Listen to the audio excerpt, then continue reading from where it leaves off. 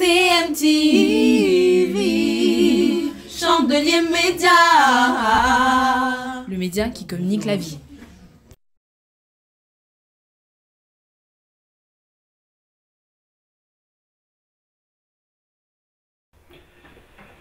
Eh bien, c'est un plaisir pour moi de saluer chacun de vous et c'est une joie pour moi de partager les choses que j'ai vécues. C'est l'histoire de ma vie, c'est pas une chose qui s'est passée dans la vie d'une autre personne, mais c'est nécessaire de partager avec vous.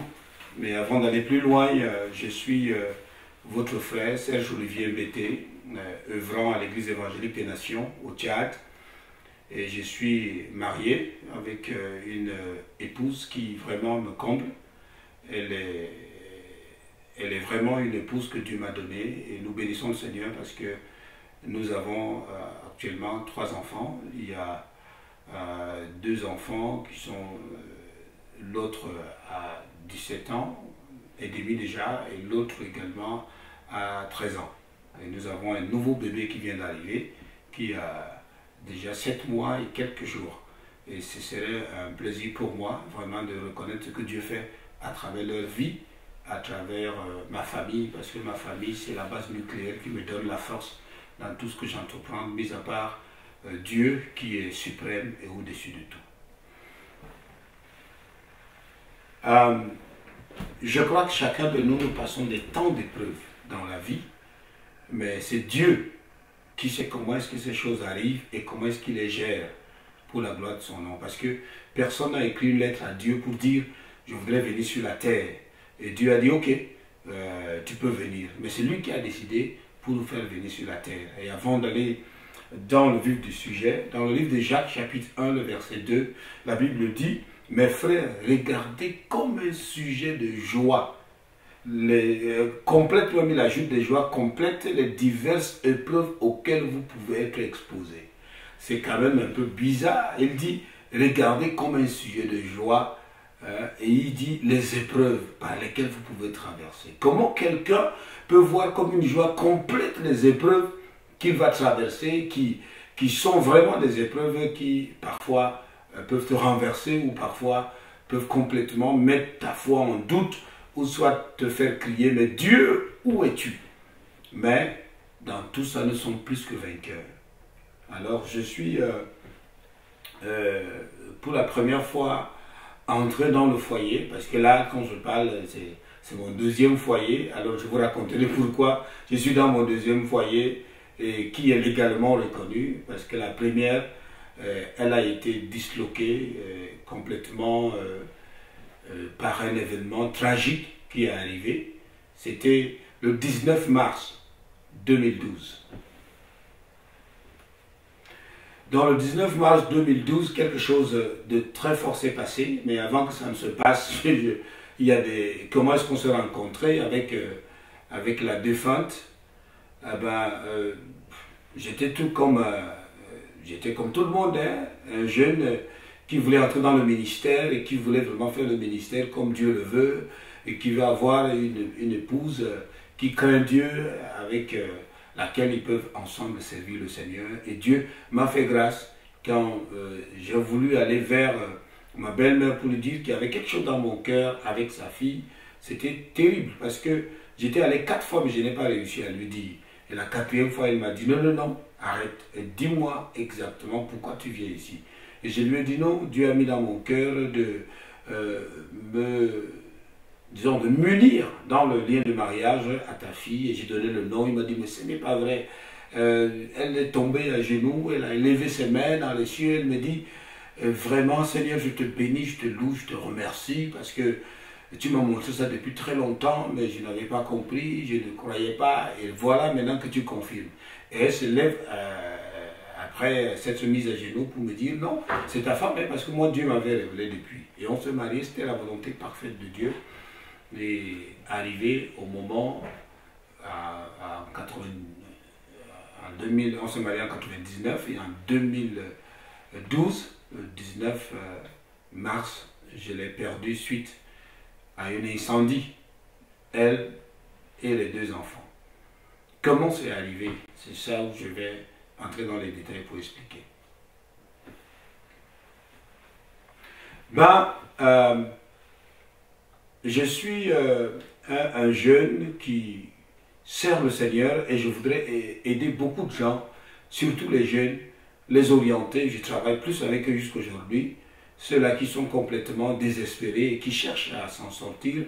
Et un peu partout dans le monde, on m'envoie des jeunes comme ça. Je parle avec eux et Dieu permet à ce qu'ils soient vraiment relevés, soutenus et ils regagnent de l'espoir et ils reprennent dans leur vie le chemin vraiment avec le Seigneur et aussi dans la vie courante. Et Dieu a permis que j'aide beaucoup de ces jeunes-là. Parfois, je les forme dans l'informatique ou dans l'électronique, puisque je fais toutes ces choses-là, ou dans les vidéos, et ainsi de suite. Et là, quelqu'un m'appellera, quelqu'un que j'ai rencontré, qui était au Tchad, de passage, et il travaillait là de temps en temps.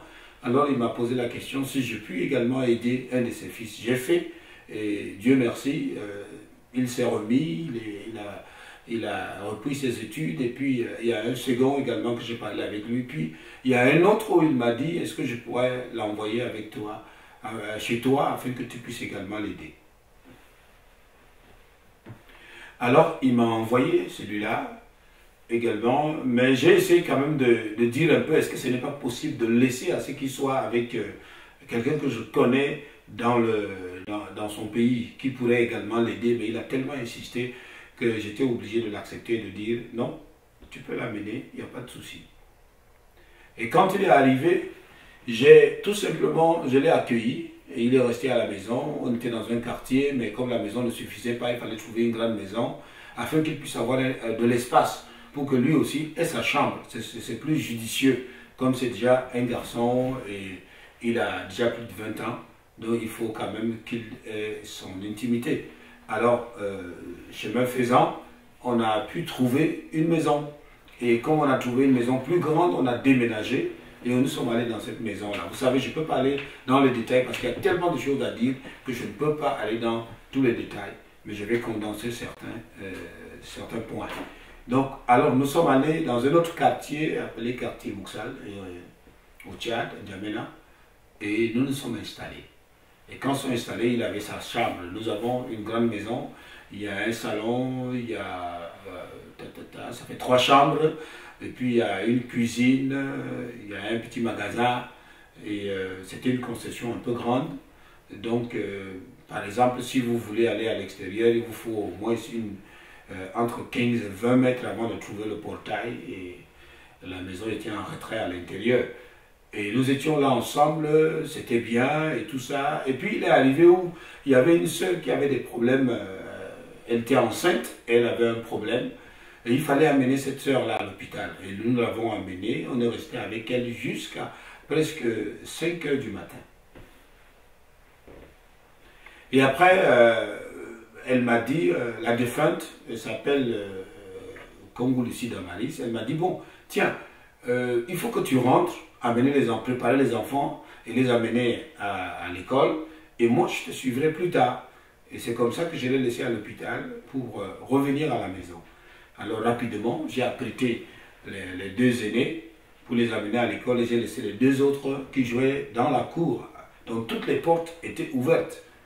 Et seul le gardien qui était là, mais qui était dehors, également l'autre jeune, celui-là en question, qui était à l'intérieur. Donc voilà, je ne sais pas comment, mais il était là. Et finalement, moi je suis parti avec les enfants, je les ai déposés normalement à l'école, mais en sortant, j'ai rencontré mon épouse également, la défunte, qui rentrait. Donc on s'est salué, elle était trop fatiguée et exaucée puisqu'elle a veillé toute la nuit sur l'autre sœur. Alors elle est rentrée, elle allait, vous savez quand vous êtes trop fatigué, le sommeil ça vous prend, elle est partie comme ça, se coucher. Et donc comme elle s'est couchée, moi j'étais parti. Je suis arrivé, j'ai déposé les 2 enfants. Ça faisait à peine 15 minutes, l'école n'était même pas loin de la maison. Alors je suis reparti à la maison. Et une fois que je suis arrivé à la maison, j'ai vu le grand portail. Le portail était ouvert, il y avait toute une foule. Les gens étaient là et les gens parlaient, les gens criaient. Certains disaient il y avait également les pompiers qui étaient là. Je ne comprenais rien, je me posais la question, mais qu'est-ce qui se passe? Ce qui est venu dans mon esprit, je me suis dit, est-ce que c'est le jeune homme-là qui a essayé de créer un problème et les gens sont venus, peut-être qu'il s'est battu avec quelqu'un, quelque chose comme ça. Mais je ne savais pas ce qui m'attendait au fait. Qu'est-ce qui s'était passé exactement? C'est en ce moment-là que je vais maintenant rencontrer, je vais voir de mes propres yeux. Alors, je suis entré dans la concession, je vois, la foule était, tout le monde était partout là, et j'ai essayé un peu de bousculer, et les gens ne me connaissaient pas encore bien parce qu'on venait juste d'arriver là, dans le quartier, autant pour moi, et j'ai couru, je voulais entrer déjà dans la maison qui était encore en flammes. Donc, alors quelqu'un a crié, c'est son mari, et on est venu m'attraper. Et quand on m'a attrapé, ben, on m'a ramené. À ce moment, je commençais à sentir comme si rien n'existait plus. Je suis devenu léger au fait, comme juste une feuille comme ça de papier. Et j'ai essayé de me pincer parce que je me suis rendu compte que je ne sentais plus de douleur. C'est comme si beaucoup de choses ont été neutralisées en moi, je ne sentais plus rien du tout. Et on m'a posé des questions. Qu'est-ce qui s'est passé? Bon, moi je venais de l'extérieur, je ne pouvais pas savoir qu'est-ce qui s'est passé exactement. Parce que quand je suis entré, j'ai vu seulement qu'elle était là par terre, avec l'enfant entre ses mains, parce qu'elle cherchait à sauver l'enfant. Mais ce que j'ai fait, j'ai regardé cette scène et l'autre enfant qui était de l'autre côté. Et on m'a arrêté, je me suis mis à genoux et j'ai commencé à lever mes mains. Vous savez, on avait fait des projets avec elle. Projet pour les enfants et plein de choses ensemble. Donc, projet de vieillir même ensemble. Vous savez, vous pouvez faire votre projet, mais celui qui donne l'orientation finale, c'est Dieu. C'est Dieu. Nous sommes comme des pions et il pousse là où il veut, il fait ce qu'il veut. Alors voilà, je me suis mis à genoux, j'ai levé mes deux mains, il y avait encore les gens, et je me suis dit, Seigneur, donne-moi la force de ne pas te rejeter dans de pareilles circonstances. Ne permets pas, Seigneur, que je t'insulte.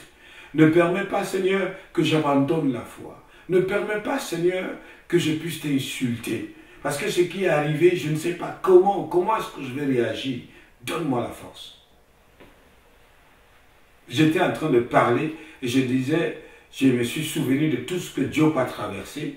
Et j'ai dit, Seigneur, c'est toi qui as voulu que je vienne sur la terre. Je n'ai jamais imaginé, je n'ai jamais pensé. C'est toi également qui as décidé, tu m'as aidé, je me suis marié. Je ne savais pas que j'allais me marier, je l'ai fait.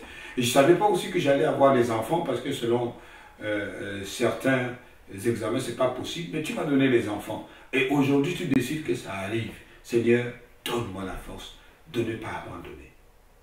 C'était là ma prière que je faisais et je me suis levé. À ce moment, on m'a pris, on m'a amené chez un pasteur qui était voisin. Il a prié avec moi. Il y avait une intercesseuse qui passait aussi, qui s'est arrêtée.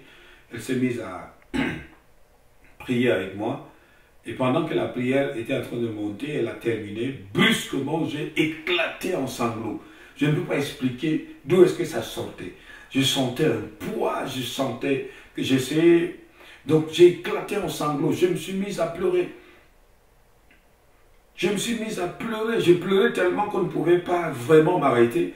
Et le pasteur qui était à côté de moi disait, pleure, continue à pleurer, pleure, libère-toi. Et il priait pour moi, il m'encourageait et je pleurais. Puisque j'ai eu une enfance très très difficile qui m'a amené à ne pas facilement verser des larmes. Mais en ce jour, le poids était tellement fort que j'ai pleuré de tout mon cœur. Tout mon cœur jusqu'à ce que c'est comme si je n'avais plus de larmes aux yeux. Et de là, je suis reparti encore. J'ai commencé à appeler les gens, j'oubliais les téléphones. On essayait de me poser la question sur les noms des enfants. Je ne me souviens plus de la date de leur naissance. Et donc j'étais comme ça, dans les vapes, en l'air, dans les nuages et tout ça. Mais dans mon cœur, je priais que Dieu me donne la force de tenir, de traverser ça, Parce que le même jour, tu arrives, en moins de 15 minutes, tu trouves 3 membres de ta famille couchés, morts en quelques minutes, alors que vous venez de parler, que vous allez aller quelque part tout de suite. Et on avait programmé même 2 voyages. Le voyage devait être une conférence au Cameroun et à Jérusalem. Et elle m'avait dit également que moi je vais aller à Jérusalem, mais je n'irai pas à la conférence du Cameroun. Mais on ne savait pas, comme il y a un pasteur, le prophète Pierre Yango, qui disait pendant les temps des obsèques, il disait que je ne savais pas quand tu disais que tu ne viendras pas au Cameroun, mais tu iras à Jérusalem. Je n'avais pas compris le message. C'est maintenant que j'ai compris le message. Tu parlais de notre Jérusalem. Alors, je vais reprendre. Qu'est-ce qui s'est passé? Une semaine avant, elle vient me trouver, me dit, écoute, mon mari, j'ai passé des situations, je ne sais pas, je vais poser la question à notre père spirituel et je ne sais pas qu'est-ce que tu penses. J'ai dit non, il n'y a pas de souci, tu peux parler avec lui. Et c'est après que lui va me raconter quand les événements vont arriver. Donc, ils vont se rencontrer avec notre père spirituel et ils vont s'asseoir. Elle va donc de poser une question à notre père spirituel. Quand tu me regardes, est-ce que tu penses que si la trompette sonne, je serai enlevé? Et il dit, mais ça c'est quel genre de question ça? Moi je vois que tu es une sœur engagée, tu es attachée à Dieu, je me dis que tout ira bien. Le Seigneur le fera, mais c'est toi seul qui peux savoir quelle est ta relation, ou le degré, ou le niveau de ta relation avec Dieu. Et vous savez, c'est important d'entrer en soi-même, comme ce jeune homme qui avait quitté sa famille et est parti, et il est rentré en lui-même. Donc la première chose à faire, c'est de rentrer en toi-même et de savoir qu'est-ce qui ne va pas avec toi, sinon personne d'autre ne pourra t'aider. Et elle a dit ceci, je vais prendre un temps pour me rapprocher de Dieu. De 23h à 1h, je vais prier et je vais jeûner pendant toute une semaine, et à la fin, je vais faire jeûne Esther de 3 jours. C'est ce qu'elle a décidé de faire. Et effectivement, elle a fait cela jusqu'à samedi, le lundi jusqu'à samedi. Et le dimanche, c'était le culte, et puis l'autre lundi, 19 mars 2012, c'est là où les événements étaient arrivés. Alors, quand elle a posé cette question déjà à notre père spirituel, et après elle est venue et m'a raconté les choses, nous sommes allés maintenant prier. Donc on s'est retrouvés dans mon bureau à la maison et on s'est mis à prier avec elle, et on a fait vraiment des prières, des prières longues, de longues prières. Et pendant qu'on priait, brusquement, j'ai vu sur l'autel à l'église, c'est-à-dire à l'estrade devant, sur les carreaux, 3 flèches qui sont venus et se sont arrêtés devant la chair comme ça. J'ai regardé et j'ai ouvert les yeux et j'ai dit, et je me suis dit, mais ça suffit quoi? Et j'ai expliqué, j'ai dit, voilà ce que j'ai vu pendant que on était en train de prier. Il faut qu'on prie notre père spirituel, on va prier ensemble. On lui a expliqué et on se mit à prier. On a tellement prié le jour-là et on est allé à l'église. Arrivé là-bas aussi, je prêchais en anglais et elle traduisait en français. Et pendant que nous étions j'étais en train de prêcher, j'ai revu la même chose. 3 flèches qui sont venues devant l'autel, qui sont plantées. Alors je me suis dit, mais qu'est-ce que ça signifie? Alors j'ai fait lever tout le monde, on s'est mis à prier. On a commencé à prier, c'était le 18 mars. Oui, le 18. On s'est mis à prier au culte, et demander à tout le monde qui sent un esprit de mort, quelque chose comme ça. On s'est mis à prier. On a prié, tout le monde a prié, et même encore, notre père spirituel nous a demandé de venir devant, et il a pris un temps pour prier pour nous, comme il n'a jamais, avec ses entrailles, comme il n'a jamais prié avant pour nous. Et il a prié. Une chose que je sais, quand Dieu révèle, selon la Bible, dans le livre de Job, il dit, Dieu parle tantôt, Job 33, à partir du verset 14, Dieu parle tantôt d'une manière, tantôt d'une autre, l'on lui prend point garde, ainsi de suite, et tout ça. Mais nous voyons ici que le Seigneur nous a donné des orientations et nous avons même prié pour ça. C'est plus tard que nous saurons que les 3 flèches, c'était la défunte et les 2 enfants. mais on n'avait pas compris le message dans sa profondeur. Mais nous avons prié sérieusement pour ça et attendre de voir ce que Dieu allait faire. Et après, quand on a fini de prier, nous sommes rentrés. Et là, j'ai rejoint ce dont j'avais dit tout à l'heure. On est sorti de l'hôpital, on est revenu à la maison. Moi, bon, elle est revenue à la maison, moi j'étais sorti, j'étais parti. Avant de tout, je trouve tout ce qui s'est passé et c'était terrible. C'était terrible. Et on m'a amené chez mon oncle. Nous étions là-bas et je me suis assis. J'ai levé mes deux pieds, que j'ai attrapé comme ça et j'ai mis ma tête en bas. Et je ne sais pas, mais je ne pouvais pas me contenir, je ne faisais que faire comme ça.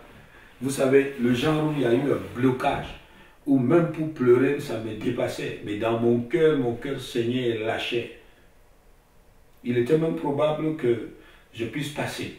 Parce que ce n'était pas facile, je respirais pas bien, c'était comme si j'avais des palpitations, comme mon cœur devait s'arrêter, redémarrer, et ainsi de suite. Mais personne ne savait exactement ce que moi je vivais, ce que je traversais. Alors j'ai décidé, étant là, de prier. Mais quelque chose va se passer. Pendant que j'étais assis, tous mes messages, il y a des messages qui ont été sélectionnés. Et je ne peux pas expliquer comment ça se passait, mais je vois que c'est comme si tout ce que j'ai prêché, ce message-là, je me regardais en train de me prêcher moi-même. Et l'un des messages forts, j'avais prêché un jour et je me suis arrêté et je dis, même si quelqu'un a tué ton père, tué ta mère, tué ta famille, fait ceci, tu dois pardonner.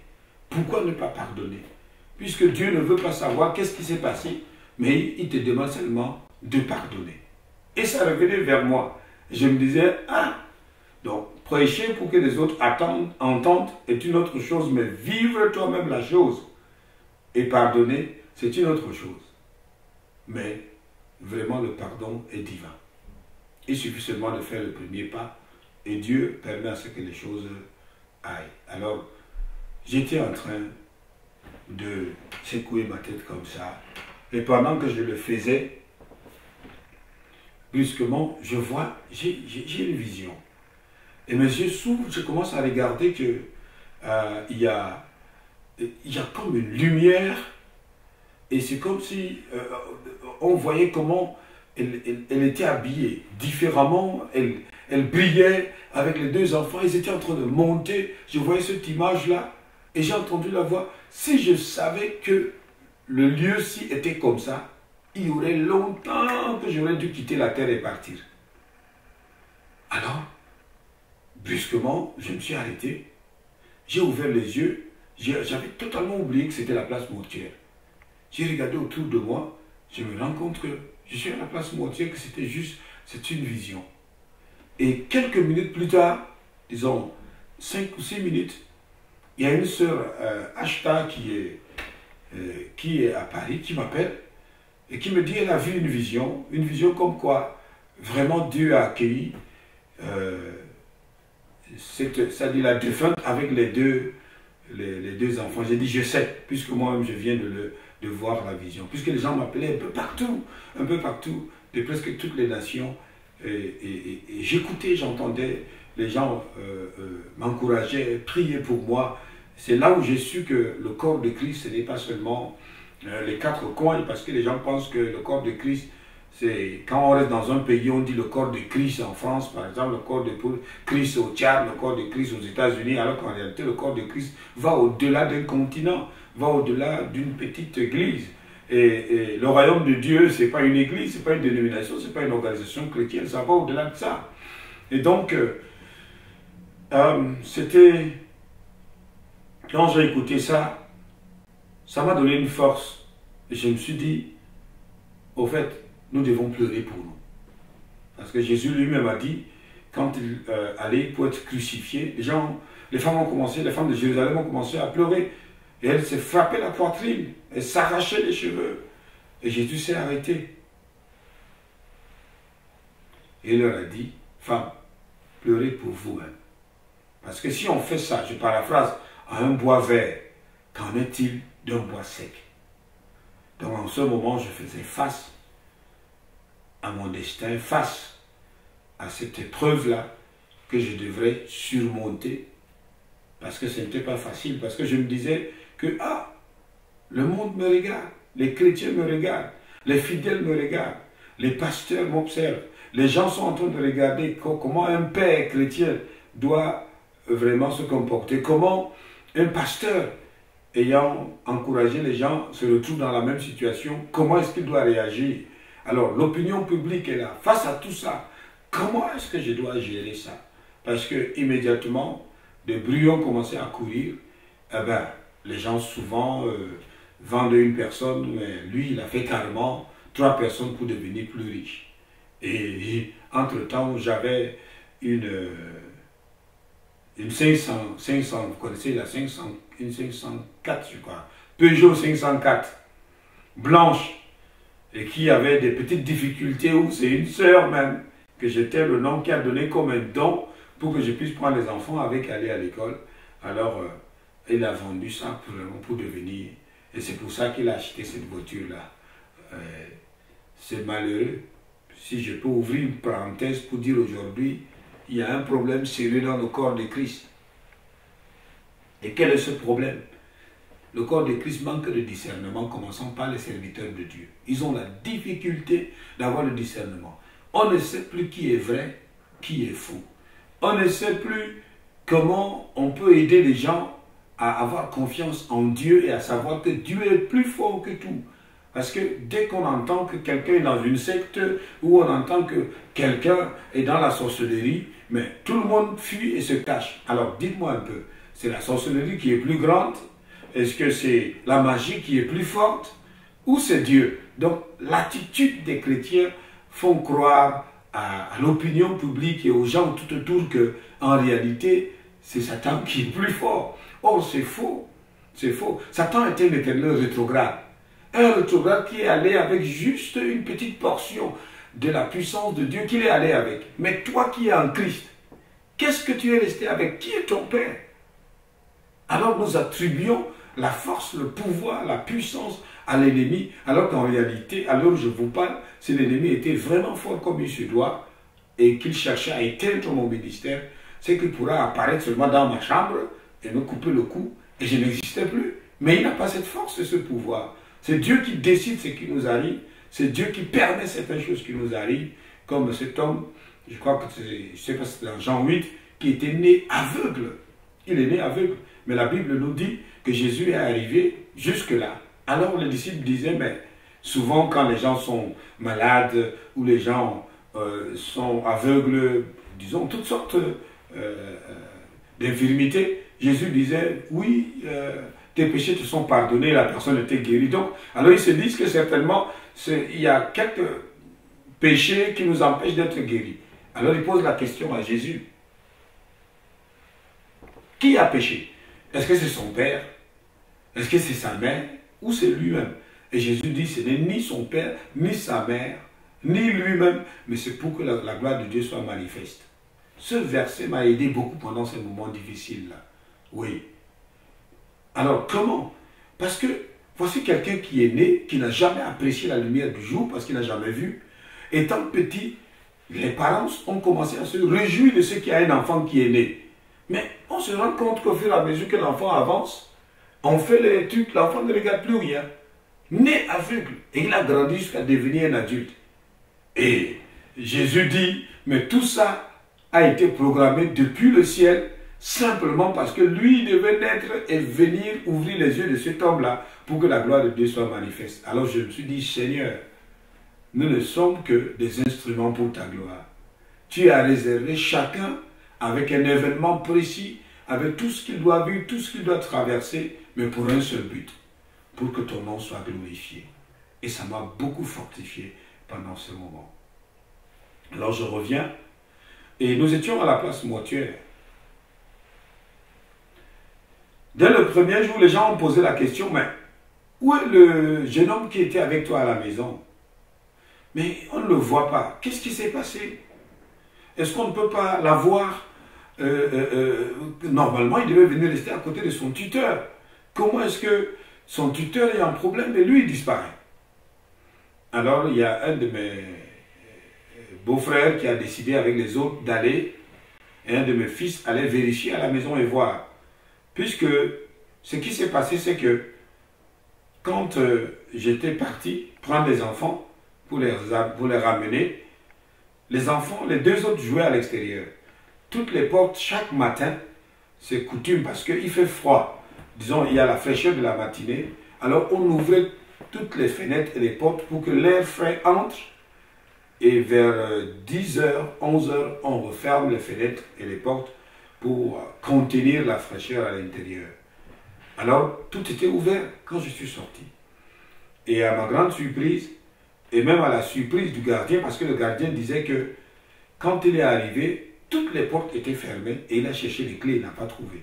Donc, il a essayé de prendre les choses pour casser, parce que c'était les portes étaient doubles. Donc, tu avais déjà d'abord les grilles en fer à l'entrée et à l'intérieur, les portes vitrées aussi en fer.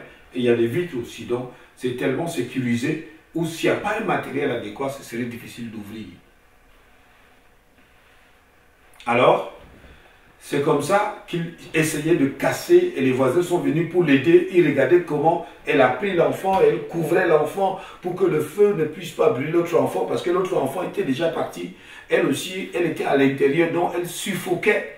C'est la fumée au fait la chaleur qui les a tués avant que le feu ne puisse les brûler et tout ça. Et donc, elle s'est forcée. Si les portes étaient ouvertes, elle pouvait sortir. Mais comme les portes étaient fermées, elle a cherché et tout ça. Et le gardien voyait comment elle était en train de se battre. Lui aussi se battait pour qu'elle sorte. Et le couloir, il y a un couloir, tu pouvais sortir par derrière aussi. Le couloir du derrière là est aussi fermé à clé. Donc il n'y avait pas d'issue pour sortir. Toutes les portes étaient hermétiquement fermées. Et c'est comme ça que sous le regard impuissant du gardien et un des voisins et les autres qui sont venus pour aider, dès qu'ils ont ouvert la porte, elle s'est écroulée avec l'enfant dans les bras, le plus petit, et c'était fini comme ça. Donc, alors ils se sont dit que si les portes sont fermées, ça voudrait dire qu'il y a quelqu'un qui a fermé toutes ces portes. Alors il faut chercher et retrouver les clés. Et ils ont eu à l'idée d'aller dans la chambre de ce jeune homme-là et chercher, voir. Et quand ils sont arrivés dans la chambre, ils ont commencé à fouiller ses affaires. Ils se sont rendus compte qu'il a ramassé toutes ses affaires, il avait déjà disparu. Mais il a laissé une de ses vestes qui était accrochée. En fouillant dans la poche, on trouvait une clé. Alors ils essayent la clé là sur toutes les portes. Ça ouvre notre douche interne. Or, il n'a pas accès même au salon. Il a sa chambre. Mais comment se fait-il qu'on trouve la clé de la douche interne dans sa poche de la veste, dans la poche de sa veste? C'est comme ça que les soupçons ont commencé à se réveiller. Sinon, on n'avait pas eu un soupçon comme ça. Mais déjà, c'était grave. L'opinion publique, c'était grave. Partout. Les gens, ça parlait partout.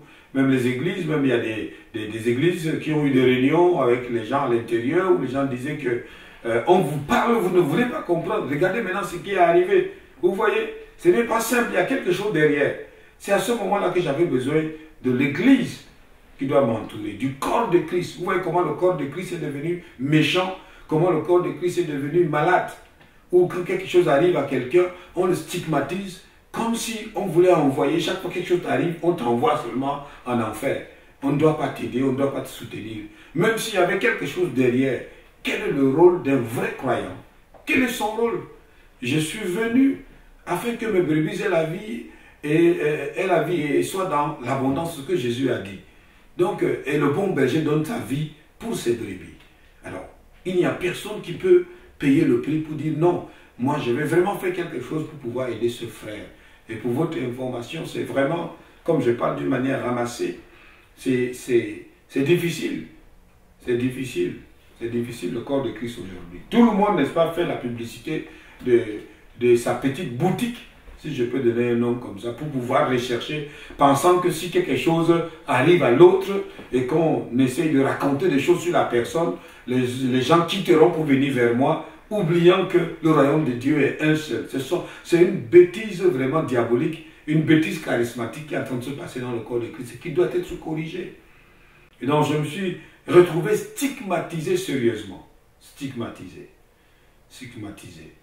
Et c'était pas facile. Parce que du coup, tu n'as plus personne vers qui aller. Et les gens ne veulent plus s'identifier avec toi. Les gens ne veulent plus se rapprocher de toi. Et personne ne connaît qu'est-ce qui s'est passé. Mais la seule chose, c'est la version des faits qui se passe dans la ville, dans le quartier, partout. Les gens racontent que certainement, il y a quelque chose de mystique derrière. Et les gens ont pris ça pour fonctionner avec. Et là, c'était difficile. Difficile. Et il faut faire très attention. Et dans ce contexte-là, moi, je devais prier pour eux. Je devais les aimer. Je devais, face à l'inconnu, parce que chacun qui vient vers moi, je ne sais plus qui est qui, comme disait David. Il me pille, et quand il tourne le dos, il raconte des choses, ils disent des choses. Tu entres dans un bureau, tu vois les gens en train de parler, quand ils te regardent, ils parlent, dès que tu arrives, ils tournent comme s'ils ne te regardaient pas. C'était terrible. À l'église également, c'était une dispersion. Hein. Chacun a pris sa route. Il n'y avait pas assez de personnes qui étaient restées. C'était pas facile. Mais dans tout ça, ce qui faisait ma force et que je voudrais conseiller à quelqu'un, quand les événements arrivent comme ça, tu es à Péniel, où tu vas voir Dieu face à face. Il n'y a plus personne. Même les gens sur qui tu comptais ne seront plus là. Et d'ailleurs, la Bible dit, malheur à l'homme qui se confie dans l'homme. Donc je me retrouvais face à face avec Dieu. Avec Dieu. Donc, c'est inexprimable ce que tu ressens. D'avoir perdu 3 personnes à la fois. Et pendant que tu es en train de gérer cette douleur, l'opinion publique, l'église, les gens autour de toi, même dans l'église même, c'est normal. Les gens n'ont plus confiance en toi. Les gens te regardent avec un autre regard. Je suis allé face au miroir. Je me suis tenu au miroir, j'ai dit, ce qui s'est passé est très fort. Seigneur, tu as fait à ce que je traverse quelque chose de difficile, de fort déjà. Mais je ne veux pas me décourager pour donner raison au diable. Je veux rester ferme. Je ne veux pas laisser quelque chose qui va me décourager. Reste fort. Je parlais à mon reflet au miroir. Ne baisse pas les bras. Reste fort. Un jour, le Seigneur interviendra. Le Seigneur, même si personne ne découvre la vérité de ce qui est passé, reste comme tu es. Dieu t'aidera. Je parlais avec mon image au miroir. Je priais avec mon reflet au miroir. Et j'ai dit, Seigneur, donne-moi la force.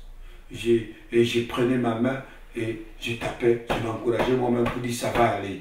Dieu est avec toi. Lui au moins, il connaît ce qui est vrai. Tout ce qui s'est passé, rien n'est caché à ses yeux. Il est souverain. Et je m'encourageais moi-même, je priais pour moi et tout ça. Vous savez, quand vous passez des moments comme ça, les gens peuvent vous entourer, vous encourager, mais ils ne peuvent pas toucher vraiment la chose là, même si vous ne dépendez pas de Dieu. Parce que la Bible dit clairement, malheur à l'homme qui se confie dans l'homme, dans le souffle duquel il n'y a rien. Dans les narines où le souffle, c'est pour quelque temps. Donc c'est important pendant ce moment de se confier à Dieu. Et j'étais attaché à Dieu. C'était difficile parce que pendant que tu pries, il y a des images des hommes, les gens qui te stigmatisent, il y a les images vraiment de l'avenir que tu vois qui est sombre, il y a le tunnel par ici qui est noir, tu ne vois pas le bout du tunnel et tu ne sais pas comment est-ce que tu vas t'en sortir dans cette impasse-là. Mais la seule chose, en priant et en restant au pied du Seigneur, je ressentais une force que je ne peux pas expliquer. Parce que quelqu'un m'a posé la question de savoir, mais comment tu as fait pour surmonter tout ça après? J'ai dit, je ne sais pas. Ça ne peut être que Dieu. Parce qu'un homme normal ne pouvait pas rester. Ça ne peut être que Dieu. Et c'est pour ça que je conseille à tous ceux qui ont perdu des êtres chers, ou qui ont vécu ce que j'ai vécu, et qui se disent que, souvent on dit, Seigneur, nous savons que ce qui est arrivé, c'est un trou difficile à combler. Vous voyez, avec les hommes, on peut dire c'est difficile. Mais avec Dieu, rien n'est impossible. Rien n'est impossible. Alors on a continué l'enquête. On a commencé à appeler pour voir, mais qu'est-ce qui s'est passé exactement? Pourquoi ce jeune homme-là a disparu? Et ils ont commencé à appeler un peu partout pour savoir. Et comme il était au Cameroun avec son père, avant de venir au Tchad, il fallait appeler son père pour lui signaler ce qui s'est passé. Et c'est comme ça qu'on va appeler son père. Un monsieur, un frère, il va appeler son père et dire que ton fils a disparu alors que son tuteur traverse des moments difficiles. Son tuteur a perdu sa femme et ses 2 enfants le même jour dans un incendie. Et lui, il est porté disparu. Donc, essaye de voir s'il est arrivé là-bas à Yaoundé et de lui poser la question, quelle est cette attitude-là? Parce qu'on a remarqué qu'il y a des choses qui ne devaient pas, qui ne sont pas brûlées, qui étaient dans les chambres, parce que ce n'est que le feu n'a pris qu'au salon. C'est-à-dire là où il y avait le grand canapé, comme celui dont je suis assis dessus là, donc qui a pris feu juste là et allé vers le plafond. Donc on ne sait pas exactement qu'est-ce qui s'est passé et lui il n'est plus là. Et c'est comme ça que son père essaye de se renseigner et va maintenant chez une de ses soi-disant copines d'avant et est arrivé et dit mais le gars s'il n'est pas arrivé ici, elle dit non, il n'est pas arrivé. Alors le père a dit écoute, ce qui s'est passé c'est que son tuteur a perdu son épouse et les 2 enfants et lui a disparu et on a remarqué qu'il a disparu avec un écran d'ordinateur, un ordinateur, une somme de plus de 700 000 et avec une chaîne, quelques chaînes en or et tout ça qu'il a disparu avec. Alors c'est comme ça que la fille, toute tremblante, est rentrée à l'intérieur, elle sort l'écran de télévision, elle sort également la chaîne qu'il lui a offerte, parce qu'elle a entendu qu'il y avait tout de... il y a eu mort d'homme, elle a tremblé, elle a sorti, tout ça, toute tremblante.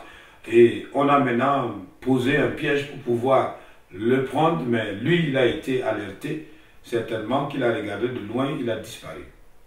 Donc c'est comme ça qu'on a appelé pour dire, effectivement, il est arrivé ici, et il est arrivé avec quelque chose qu'on a retrouvé sur lui, mais qu'il a déposé, pardon, avec cette femme-là, mais lui, on ne sait pas là où il est parti. Et c'est comme ça qu'on a ressaisi la police. Pourquoi est-ce qu'on a ressaisi la police? Est-ce que c'est pour l'arrêter? Est-ce que c'est pour me venger? Est-ce que... Non, c'était pour un but précis. Parce qu'un forfait pourrait être commis encore. Et non seulement ça, mais il est possible également puisque le lundi où les choses sont arrivées, c'était le lundi où on devait clôturer pour qu'il reparte maintenant chez lui, parce qu'on avait terminé déjà, il y avait eu un grand changement.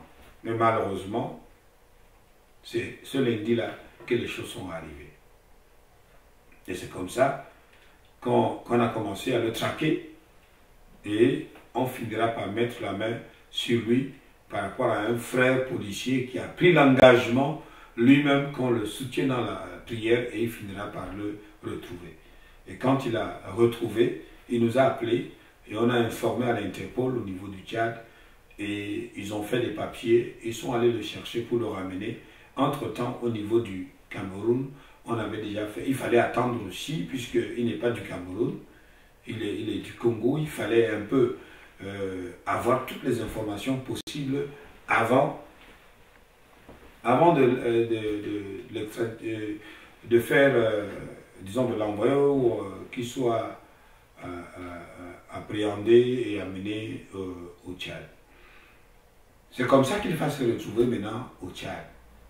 Et on va l'amener à la police judiciaire et je serai informé. Mais avant qu'il n'arrive au Tchad, au Cameroun, j'avais une conférence, j'étais allé là-bas et les pasteurs du Cameroun s'étaient réunis et j'ai béni le Seigneur pour leur vie parce que les gens qui avaient réfléchi à ça, c'était vraiment les pasteurs du Cameroun en premier lieu et ils ont pris un hôtel pour que je puisse rester là-bas pendant plus de 2 semaines afin qu'ils prient pour moi, ils me soutiennent et tout ça. Et c'est comme ça que les choses s'étaient passées et étant là-bas, j'ai demandé d'aller le voir là où il était. Et c'est comme ça qu'on m'a conduit. Et je suis allé et quand il m'a vu, il a baissé la tête. Et moi je n'ai rien dit, je l'observais seulement. Pourquoi j'ai fait ça? Je voulais savoir comment est-ce que je sentirais en regardant quelqu'un qui m'a fait ça. Est-ce que je vais réellement pardonner? Qu'est-ce que je vais ressentir dans mon cœur quand je vais le voir? Du remords? De la vengeance? Je ne sais pas. Mais j'ai dit, il faut que j'aille.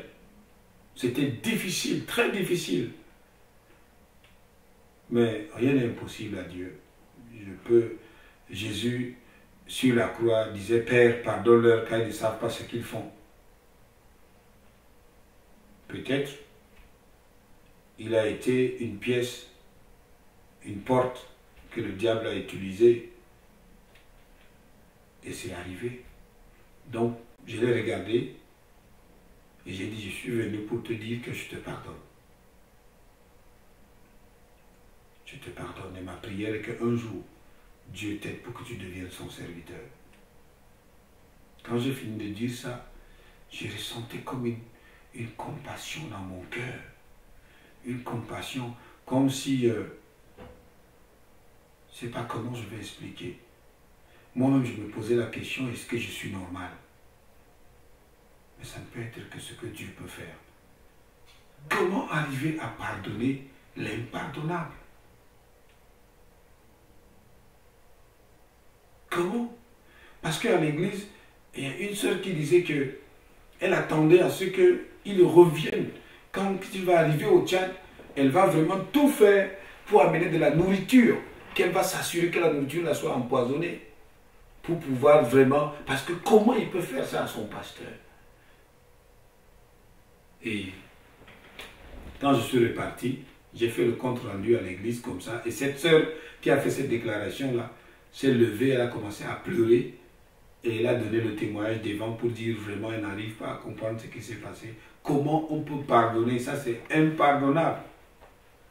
Mais vraiment, il a entendu que moi-même, elle a entendu que moi-même, j'ai demandé à ce qu'on prie. Parce que j'avais donné un sujet de prière pour dire qu'on prie pour lui, pour qu'il soit libéré. Également qu'on prie pour que nous tous ici, nous soyons en mesure de lui pardonner à l'église. Et donc, on a prié presque pendant 1 mois pour lui. Et donc, les gens, beaucoup de personnes, c'était difficile pour eux d'accepter, même de prier. Mais c'est ce qui s'était passé. Et on a prié pour lui. On a prié pour lui et la sœur a demandé pardon. Les gens ont commencé à pleurer. Certains disaient que même moi aussi, je n'arrive pas à comprendre certains et tout ça. Et pour également revenir un peu en arrière, c'est arrivé le lundi. Donc on est resté à la place montée jusqu'au dimanche, samedi. Le dimanche matin, je n'ai pas attendu. J'ai dit qu'on va à l'église. Je ne vais pas prêcher et tout ça, mais on va aller à l'église. Donc le dimanche suivant, nous sommes allés à l'église immédiatement. On est resté à l'église, nous étions tous là. On est arrivé au culte. Le président a pris le micro, il avait la difficulté de diriger. Il a demandé à la chorale d'abord de commencer avec la louange. Le bassiste a pris la guitare et ne peut même pas jouer. Le batteur est resté avec ses baguettes, la tête baissée. Tout le monde. Vous savez quoi? Malgré tout, je suis un pasteur. Je suis le pasteur de l'église. Si les gens ont déjà cette attitude, quel est mon rôle? C'est pour ça qu'en tant que leader, il y a des moments où vous devez vous surpasser pour tirer le peuple vers le haut parce qu'il vous observe. Tout ce que vous faites serait soit salutaire ou soit destructif pour eux. Et vous voyez, je les ai vus et ce que j'ai fait, je me suis levé. J'ai pris le micro et j'ai dit, je sais que ce n'est pas facile, mais moi-même là où je ne suis pas équilibré, je suis déséquilibré complètement. C'est comme si une partie de moi a été divisée en deux et l'autre n'existe plus. Mais je mets ma foi en Dieu. Et je crois en Dieu. Maintenant, écoutez ceci. Supposons qu'on vous dit que votre maman, la défunte, est partie aux États-Unis et qu'elle ne reviendra plus jamais. En partant, vous allez l'embrasser, vous allez pleurer parce qu'elle s'en va. Ça vous fait mal la séparation. Mais actuellement, elle ne reviendra plus. Alors, vous allez pleurer, mais après, qu'est-ce que vous allez faire? Vous allez vous ressaisir pour dire non, au moins, on sait qu'elle est quelque part, elle est vivante, et il est possible qu'un jour qu'on puisse se rencontrer si jamais on fait un déplacement vers là-bas, puisqu'elle ne peut plus revenir. Alors je crois que c'est la même chose. Elle est allée au ciel. Elle est avec le Seigneur. Et nous également, un jour, nous irons vers elle. Comme David a dit, je ne peux plus. Il a jeûné, prié pendant 7 jours. Mais son enfant n'est pas revenu. Et comme son enfant n'est pas revenu, le jour où il a arrêté son jeûne et prière, c'est le jour où il a entendu que son enfant était mort. Il dit, comme il était malade, je voulais que Dieu... Parce que les gens se sont dit, mais c'est terrible ce que tu as fait, David. Quand l'enfant était malade, tu te présentais à... La manière de faire nous faisait peur et tout ça. Et on avait même peur de t'annoncer sa mort. Maintenant qu'il est mort, tu te lèves, tu te laves, tu te parfumes, tu manges, mais on ne comprend pas qu'est-ce qui ne va pas avec toi. Il dit non. Maintenant, avant je le faisais pour que Dieu puisse me le rendre. Mais maintenant qu'il est déjà mort, il n'y a plus rien à faire, c'est moi qui irai vers lui, mais lui ne viendra plus vers moi. Quand j'ai fini de parler, directement le batteur a commencé, le chanteur a commencé, et les choses ont commencé, alors je suis allé m'asseoir. C'est comme ça qu'on a fait le culte le jour-là, pour pouvoir finir avec le culte. Et après, le culte était bien terminé, et on est reparti. Il fallait maintenant continuer avec... J'entrais dans les cafés, ou, comment vous appelez ça, les supermarchés. Vous avez toujours deux camps, les gens qui disent que c'est lui là-bas, c'est lui. On me doigtait même. Et les autres disaient également que, voilà, parfois je les écoutais. Et parfois c'est mon chauffeur qui entendait, ou quelqu'un qui était avec moi qui entendait. Les gens même se bagarraient pour ça. Ils se tapaient parce qu'un disait que tu n'as pas vu, est-ce que tu as confirmé? Les autres disaient non, c'est vrai. Comment que quelqu'un peut faire comme ça? L'explication c'est quoi? Et vous savez ce que je vais conseiller au corps de Christ. Quand vous ne connaissez pas quelque chose, vous n'avez pas les preuves. Allez devant Dieu. Priez. Vous savez quoi? Jésus avait un problème avec ses disciples. Il savait que les gars, s'il y avait des informations sur qui il est, mais il n'avait pas de révélation. Vous pouvez avoir l'information sur quelqu'un, mais pas la révélation de qui est la personne. Et ça, c'est dangereux. Parce que vous allez agir par rapport à l'information, à ce que vous avez reçu. Si les gens sont capables de payer une somme forte pour que les gens disent que Jésus n'est pas ressuscité, mais ses disciples ont volé le corps, et les gens croient en ça, combien plus forte raison aujourd'hui, où la moralité a complètement failli, ou a été complètement détruite. Donc ce que je vais conseiller, c'est de prendre le temps et de rechercher. Alors Jésus a dit à ses disciples, qu'est-ce que les gens disent de moi? Ah, mais tu es Jean-Baptiste ressuscité, tu es un prophète quelconque, tu es, ils ont tout dit. Et il s'est arrêté, il dit, ok, ça c'est ce que les gens ont dit de moi. Mais maintenant, vous, qui dites-vous que je suis? Alors il y a un silence total. Vous voyez que ces gens étaient rapides à dire, voici ce que, voici. Mais quand il faut dire maintenant ce que eux, qui savent de Jésus, ils se sont tus. Ça voudrait dire qu'ils vivaient avec Jésus, mais il y avait des hicks. Alors, il a fallu que Pierre, qui était disposé, se laisse traverser par le Seigneur. Et il dit, tu es le Messie, le Saint de Dieu. Et Jésus va dire, Pierre, ce ne sont pas la chair et le sang qui te l'ont révélé, mais c'est mon Père qui est dans les cieux. Autrement dit, vous ne pouvez jamais connaître quelqu'un jusqu'à ce que Dieu lui-même vous révèle qui est cette personne-là. Parce que quelqu'un peut vous montrer en masque, il peut marcher avec des masques. Mais il faut d'abord que Dieu vous révèle la personne. Donc c'est pour ça que je lance l'appel à tous les croyants de prendre un temps pour prier, intercéder et se rassurer de tout ce qui se passe avant de prendre une conclusion hâtive. Sinon, si tu étais avec Jésus en son temps-là, tu auras la même réaction. Surtout quand il s'est arrêté pour dire, ok, celui qui ne me mange, qui mange mon corps et ne boit mon sang, ne peut être mes disciples. Aujourd'hui, qu'est-ce que vous allez dire? Que c'est un buveur de sang, c'est un vampire, ou c'est un sorcier, vous allez dire tout ce que vous voulez. Mais les disciples sont restés avec lui, pas parce qu'ils avaient compris, mais simplement parce qu'ils avaient vraiment une révélation de qui était leur maître. Et beaucoup se disaient que, ah, si la chose là est arrivée à ce monsieur-là, c'est qu'il n'est pas clair. Mais il n'avait pas de preuves, mais il continuait à le dire. Et je vais dire certaines petites choses avant que nous ne puissions finir. J'ai passé un moment difficile. Parce qu'arrivé à ce niveau maintenant, la maison est détruite. Et je ne voulais plus rien de ce qui était dans cette maison, même ce qui n'a pas été brûlé. J'ai demandé qu'on distribue tout ça. Et après, quand le gars a été arrêté, et qu'il est rentré, je devais aller on m'a appelé. Et c'était un moment difficile. Parce que vous voyez qu'après 1 an, 2 ans, on vous rappelle, après 1 an et demi, on vous rappelle pour vous raconter tout ce qui s'est passé et on vous repose les questions sur les mêmes choses. Et c'est difficile. On vous pose la question, vous devez expliquer, vous devez dire, vous devez écouter. Donc ça ramène et ça rafraîchit ce que vous avez vécu.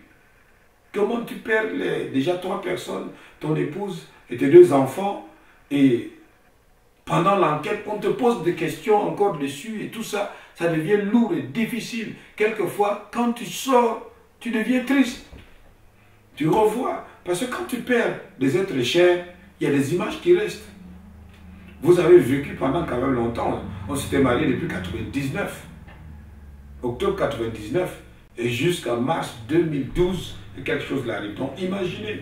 Et pourquoi est-ce que je n'ai rien dit? Je n'ai rien parlé jusqu'à ce que nous arrivons à ce moment, parce que je ne sentais pas le besoin de le dire. Je voudrais vraiment que le Seigneur aille jusqu'au bout et finisse et me donne le top pour que si je puis parler, je puisse partager avec d'autres. Et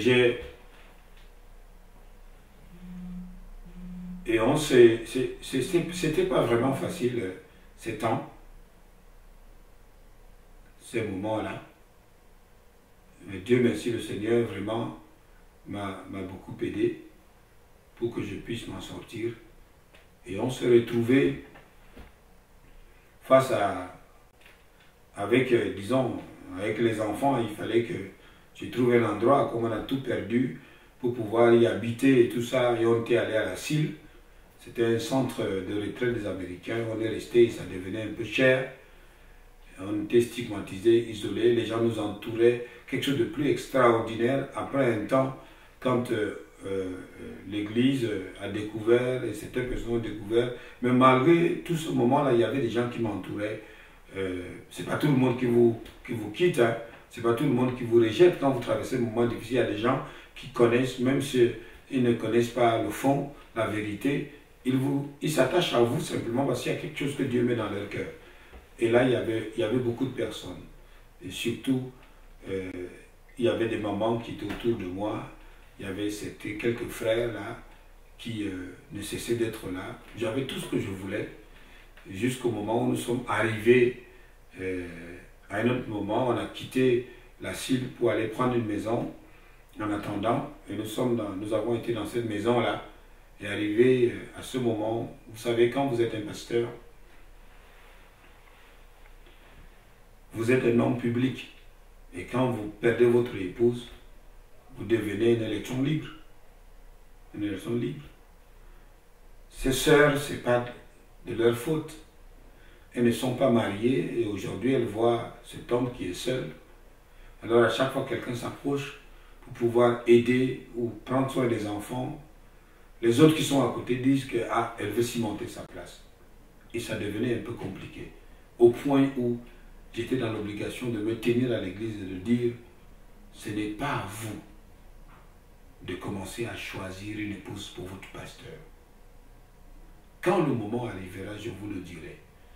Parce que maintenant, ce qui m'importe, c'est que je veux que mon cœur soit guéri.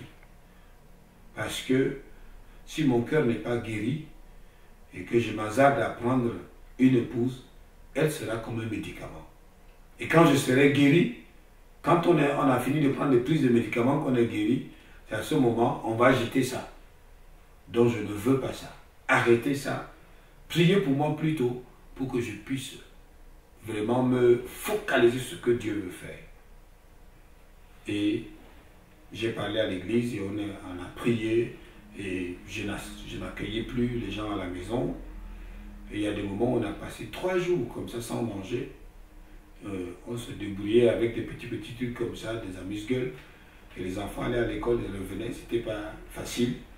Et je conseille vraiment à ceux qui traversent de ce moment, qui ont connu ce moment, il faut faire très attention parce qu'à ce moment, vous devenez très exposé à la tentation. Vous aurez des personnes qui vont s'approcher de vous, que ce soit les hommes ou les femmes. Les hommes viennent pour pouvoir placer leur personne ou soit il y a les femmes qui viennent, c'est normal, elles viennent parce que elles se disent que ça peut aller, mais entre-temps, vous devenez la cible de tout. Et le diable peut passer par ça pour vous avoir. Et pendant ce moment, vous avez besoin de quelqu'un, vous avez besoin de causer avec les gens.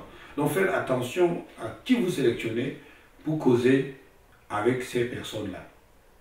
Parce que vous sentez tellement un vide. Regardez que vous parlez avec quelqu'un, quand vous êtes avec elle tous les jours, quand vous avez des situations, c'est avec elle que vous causez brusquement, elle est partie comme ça, vous restez, vous avez besoin de quelqu'un qui doit vous écouter. C'est pour ça que c'est important d'avoir des personnes avec qui Dieu vous a mis ensemble, causer avec des personnes qui sont sérieuses. Quand j'étais au Cameroun, il y a eu un monsieur, un pasteur qui m'a rencontré, et même un autre également, qui a passé la même chose. C'était pas textuellement la même chose, mais j'ai parlé quelque temps avec lui, et on a causé avec lui, et il a été tellement touché. Parce qu'il voulait refaire sa vie, mais il ne savait pas comment faire. Et tout ce que je disais, il disait, ah, moi aussi c'est ça. Donc c'était difficile. C'était difficile. Et on est resté avec les enfants, et je vais prendre le côté parce qu'il y a beaucoup de choses, je ne peux pas tout raconter, et il faut vraiment plusieurs heures et des heures pour pouvoir finir tout. C'est toute une histoire.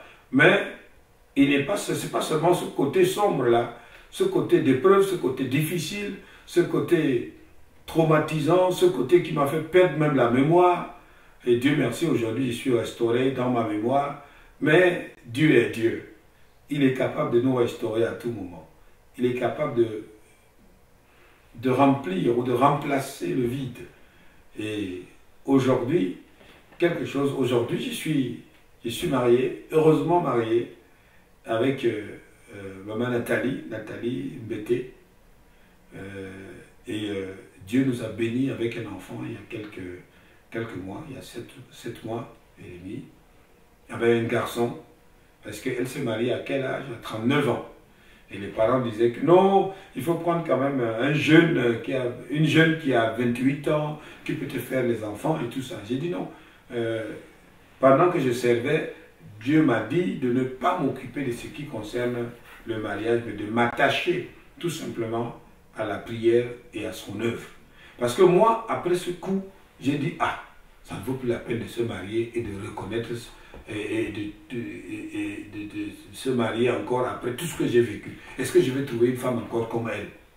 Hein? On a appris tout, on a grandi ensemble, on a fait des mouvements ensemble, on a travaillé ensemble jusqu'à ce que, maintenant que le ministère a commencé à s'installer, à se stabiliser, c'est à ce moment qu'elle s'en va. Ah non, non, moi je ne veux plus. Et dans la prière, Dieu m'a dit, ça c'est toi, ce n'est pas moi.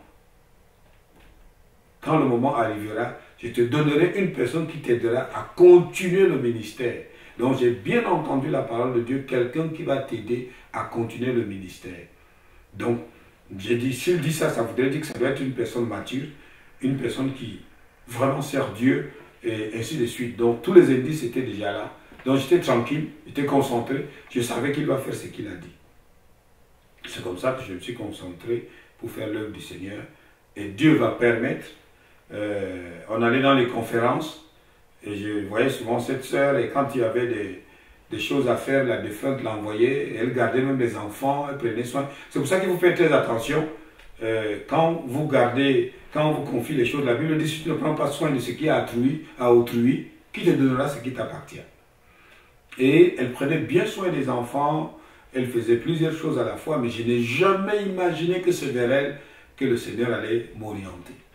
Et c'est ce qui s'est passé. Et je lui ai appelé, et je l'ai appelé, et je lui ai parlé. Et quand j'ai fini, il fallait maintenant signaler il fallait maintenant regarder comment faire avec les enfants, comment faire avec l'église, comment faire avec autres et tout ça. Et qu'est-ce qui s'est passé? Nous étions en train de parler au téléphone parce que je l'ai appelé pour une chose qu'elle doit me faire. Elle m'a envoyé, acheter et m'a envoyé. Et le petit garçon dit, excusez-moi, je repars au début. Nous étions à la prière matinale avec les enfants à la maison, les deux. Et pendant qu'on priait, je demandais le sujet de prière de tout un chacun à la maison et les enfants. Et le plus petit a dit, papa, j'ai un sujet. Alors j'ai dit, quel est ton sujet? Il dit, papa, est-ce que nous pouvons prier pour que Dieu nous donne une autre maman? parce que j'ai besoin d'une petite soeur, d'un petit frère, et ma grande sœur a besoin d'un petit frère pour que nous puissions jouer ensemble. Alors j'ai dit, ah, on est resté tout le monde, 3 ou 4 minutes, personne ne parlait. J'ai dit, ah, il a donné son sujet, prions. Et on s'est mis à prier. Quand on a fini de prier, c'est comme ça qu'on est entré avec lui le 3e ou 4e jour, je crois, dans la voiture.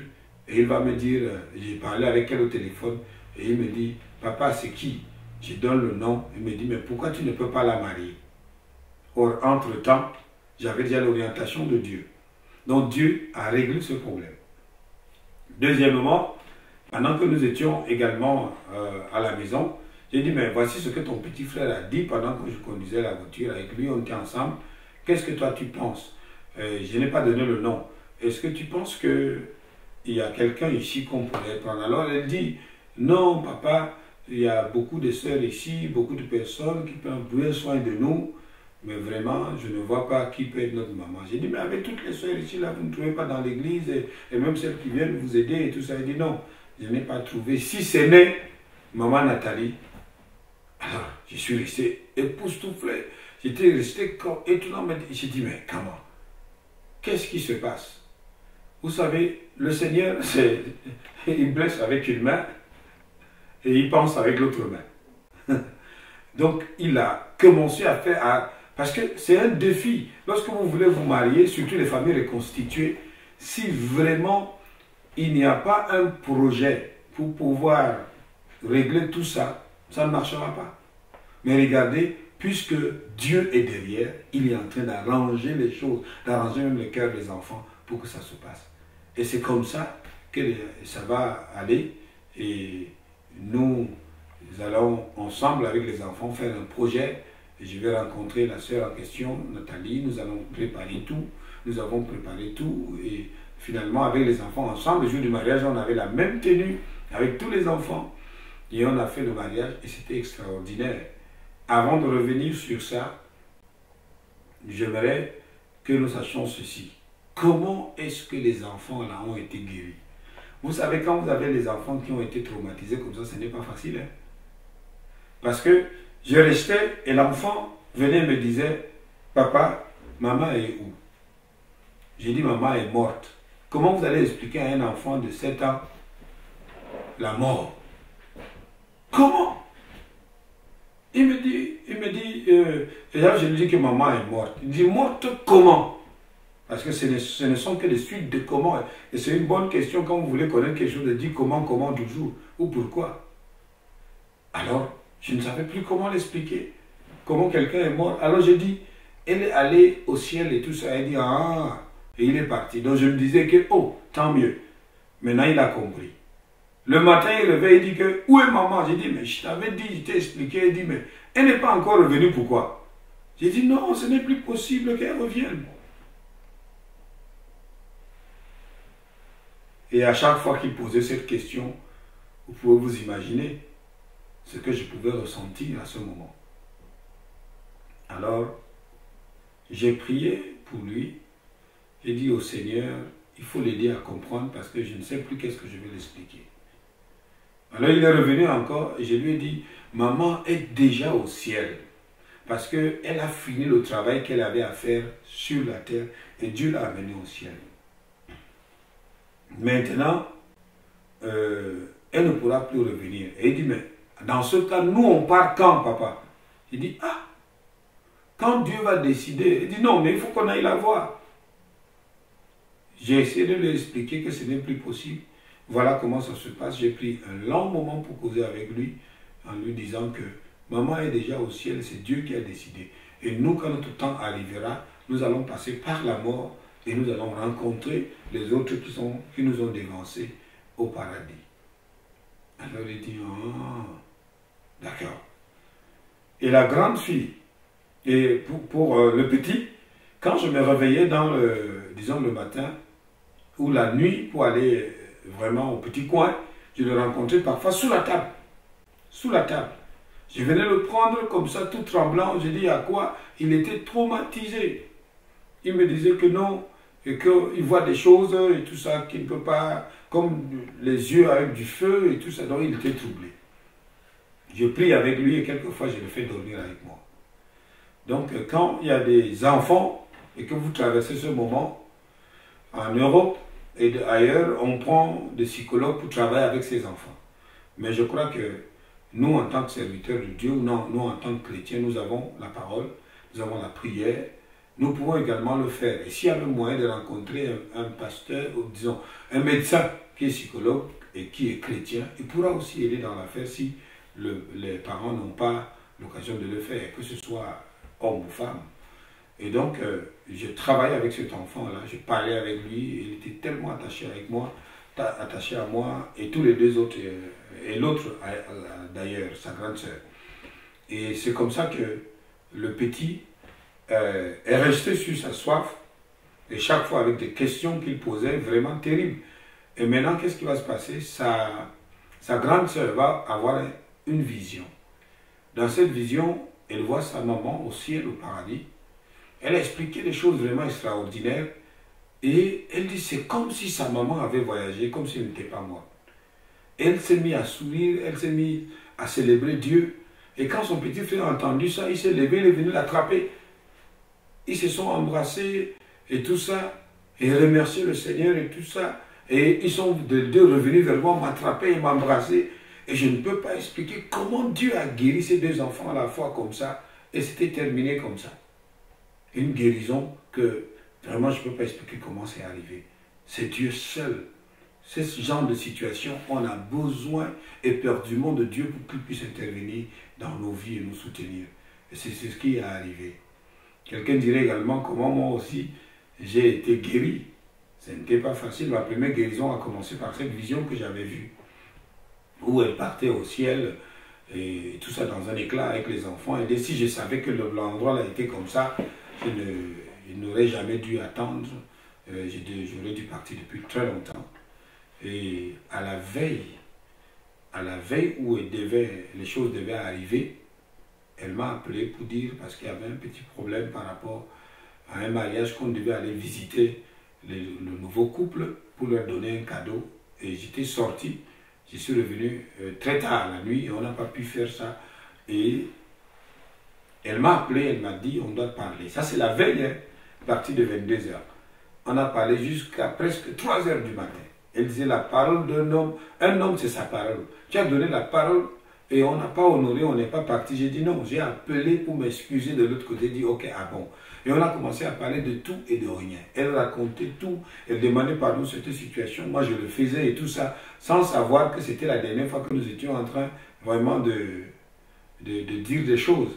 Et que le matin déjà, quand je vais quitter pour partir, quand elle va revenir, elle va seulement dire bonjour, bonjour et partir. Et c'était terminé comme ça. Donc, alors, je conseille à beaucoup de gens, il faut toujours rechercher la paix et la sanctification avec tous, sans laquelle personne ne verra le Seigneur. Il y a des gens qui sont avec leur époux, ils ne parlent pas, ça fait 2 ans. Il y a des gens qui sont avec leurs épouses, ils ne parlent pas. Il y a peut-être 1 an, il y a peut-être 3 mois, il y a peut-être 3 semaines. Tu ne sais pas quand est-ce que la personne va partir. Parce que quand elle est tombée, elle est partie, j'ai commencé à poser, après quelques semaines, à dire, est-ce qu'il y a quelque chose? Il y a quelque chose qu'on n'a pas pu régler et tout ça. Je me suis rendu compte qu'on a gardé vraiment un bon terme. Le problème, ce n'est pas qu'il n'y avait pas de problème, mais c'est que Dieu nous a donné la grâce à chaque fois qu'il y avait des problèmes, on les réglait au fur et à mesure. Donc attention, tu ne sais pas à quel moment, quand je sortais pour partir, je ne savais pas que ça devait arriver. Donc imaginez que si c'était avec des problèmes, c'est fini. C'est fini. C'est fini. Donc tu ne peux pas. L'homme n'est pas maître de son souffle. Il n'a aucun pouvoir pour le retenir. Donc, tu ne sais pas qu'est-ce que ça peut arriver. Même Ecclésiaste dit que c'est comme le poisson qui est dans l'eau. Le poisson ne sait pas à quel moment le filet va tomber, le filet du pêcheur va tomber sur lui pour le prendre. Donc, c'est important que nous soyons en paix. Et je dis en paix avec tout le monde, parce que la Bible dit la paix et la sanctification avec tous. Donc, ce n'est pas seulement les croyants, ce n'est pas les chrétiens seulement, mais c'est avec tout le monde. Parce que tu ne sais pas quand est-ce que le Seigneur va t'appeler. Et vraiment, j'ai vécu cette expérience-là. Ça m'a appris. Aujourd'hui, chaque jour, quand je fonctionne, je marche, c'est comme si demain, je vais partir. Donc, je me comporte comme si demain, j'allais mourir, au fait. Tout simplement, même si je ne meurs pas j'ai encore un temps, j'ai encore des choses à faire avec le Seigneur, mais mon comportement, c'est ça. Pourquoi? Parce que nous sommes à la fin du temps. Et la Bible sera comme au temps de Noé. Les gens mangeaient, buvaient, se mariaient jusqu'à ce que Noé entre dans l'arche. Et à l'heure où nous sommes en train d'avancer, nous sommes vraiment à la dernière heure. Il faut se préparer. Au temps de Noé, les gens ne savaient pas jusqu'à ce que le déluge est arrivé. Le retour du Seigneur sera pareil. Et vous entendez des sirènes, mais ça ne vous dit rien. Parce que vous ne savez pas si c'est vraiment la croix, comment on appelle ça, l'ambulance, ou c'est le Premier ministre, ou c'est le président qui passe, ou il y a un problème. Mais c'est comme ça que ça va se passer. Mais toi, tu entendras le son de la trompette et tu sauras que non, non, ça c'est Dieu qui appelle. Et puisque tu es préparé, enlèvement, il y aurait un portail qui va s'ouvrir et vous, tu es parti avec le Seigneur. Donc nous devons nous préparer. Malgré tout ce qui est arrivé, je suis resté au pied du Seigneur. Je me suis attaché à Dieu. Il y avait des moments où je voulais lâcher, mais il y avait les gens qui priaient pour moi. Moi aussi, j'ai continué à prier et tout ça. Et la chose la plus intéressante également est que quand tu traverses ce moment et tout ça, et que tu mets ta confiance en Dieu, il ne t'abandonne pas. Il te soutient. Il reste avec toi. Et il m'a relevé. Il m'a guéri. Pas un peu, mais complètement. Parce que le dernier 21 juin, c'était l'anniversaire de notre mariage. Et c'est la première fois que je loupe cet anniversaire-là en étant hors du pays. Mais j'ai béni le Seigneur parce qu'on s'est parlé. Et on a prié l'un pour l'autre. Et nous croyons que le Seigneur va continuer à agir. Et j'aimerais encourager tous ceux qui vivent ce moment difficile d'avoir confiance en Dieu. Il ne vous abandonnera pas. Il y a plein de choses que j'ai sautées, mais je vois que le Seigneur donnera l'occasion pour qu'on complète certains points, point par point. Mais priez pour moi, que le Seigneur m'accorde la grâce de remettre tout cela dans un livre qui pourra aider les gens à l'avoir avec détail et afin de pouvoir bénir les autres également. Pour moi, vaut mieux la fin d'une chose que son commencement. Ça avait commencé très difficile, mais voici la fin. Je suis aujourd'hui avec une épouse et à 39 ans, 32 ans, oui, c'est 39 ans, on s'est marié et 3 ans après le mariage, à 34 ans, presque 35, Dieu lui accorde, pardon, qu'est-ce que j'ai dit à 42 ans, 43 ans, oui, elle a un enfant, parce qu'elle ne s'est jamais mariée, elle n'a jamais eu d'enfant. Son premier mariage c'était avec moi, et Dieu a ouvert vraiment sa matrice, elle a eu un enfant à l'âge de presque 42 ans et demi. Et je crois que Dieu qui m'a parlé s'est manifesté à 42 ans, elle s'est mariée, elle s'est préservée, elle a attendu, et Dieu a manifesté. Donc c'est pour que tu attendes, même si l'âge est en train de passer, avec Dieu, il n'y a pas trop tard ou machin, mais c'est un temps. Élisabeth, son temps est arrivé. Le temps où Élisabeth devait accoucher, elle a accouché à un âge avancé. Marie, c'était quand elle était encore vierge qu'elle est tombée enceinte pour accoucher. Donc le problème n'est pas l'âge, mais le problème est le temps de Dieu. Donc même si tu as ménopause et tu es passé à ménostop, ça c'est ce que les hommes disent, mais ce n'est pas ce que Dieu a dit. Et Dieu nous a donné les appareils génitaux pour concevoir. Mais si Dieu veut te donner un enfant, il n'a pas besoin. Il peut seulement parler et cela arrive. Mais les appareils qu'il nous a donnés, c'est pour que nous puissions les utiliser sans avoir besoin de lui. Mais quand on ne peut plus rien de tout ça, il est toujours capable de faire quelque chose pour nous. Le ministère aujourd'hui également s'est relevé. Et étonnamment, Dieu a permis que le ministère soit relevé. Et Dieu est en train de bâtir le ministère équilibré parce que nous ne voulons plus bâtir les choses pour bâtir, prêcher pour prêcher. Non. Mais on doit dire la vérité aux gens et les gens doivent se préparer pour le retour du Seigneur et enseigner-leur à observer tout ce que je vous ai prescrit. Je bénis le Seigneur et je voudrais remercier également CMTV qui a permis à ce que je puisse faire cet enregistrement lors de mon passage dans ce pays. Et également, vraiment, que Dieu leur bénisse. Et c'est vraiment le média qui communique la vie. Et je crois que à travers ça, j'espère que le Seigneur vous a communiqué la vie. Je vous remercie beaucoup. Que Dieu vous bénisse et à bientôt.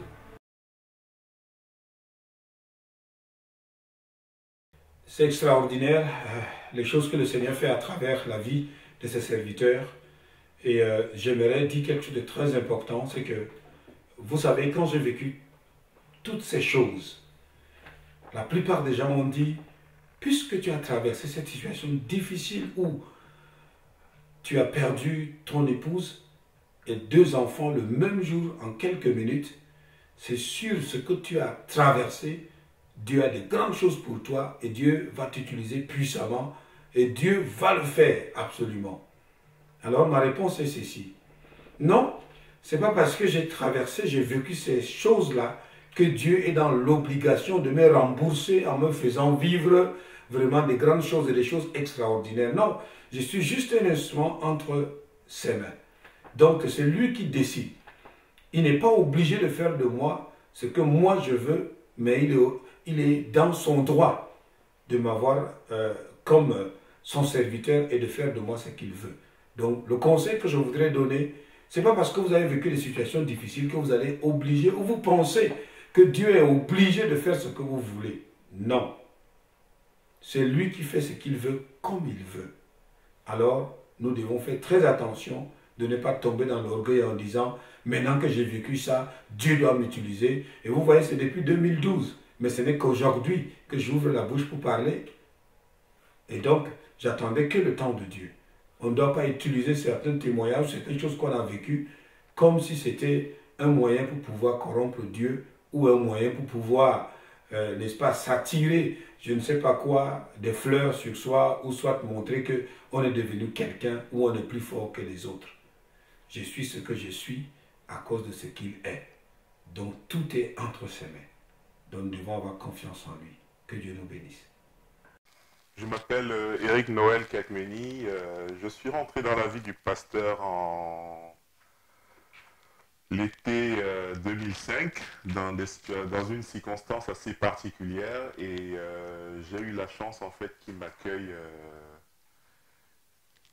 des bras grandement ouverts. Et par sa générosité, j'ai passé 2 années avec lui, consécutives, au courant desquelles il m'a permis déjà de me retrouver spirituellement. Il m'a montré comment trouver mon chemin à moi. Il m'a formé dans un domaine qui était vraiment nouveau pour moi, c'était l'informatique, parce que je me souviens à l'époque, je ne savais même pas taper. Je ne savais même pas taper un mot sur un ordinateur. Donc, il a commencé par me montrer comment monter un ordinateur, ensuite comment installer. Par après, j'ai fait des programmations, de la maintenance. Ensuite, on faisait de l'entretien à l'église. Il a toujours été là pour nous guider, pour nous demander de... Parce que je sais qu'à l'époque, j'aimais bien faire la fête, j'aimais bien faire plein de conneries comme tous les jeunes. Et il m'a appris à me canaliser, à devenir un homme correct, si je peux dire. Et je pense aujourd'hui, je ne sais pas si s'il y aura assez de mots ou de phrases en fait pour exprimer ou estimer tout ce qu'il a fait pour moi. Donc pour moi en fait, je pense que ma vie c'est une continuité du pasteur et il est avec moi tous les jours. Parce que il a toujours été un modèle pour moi.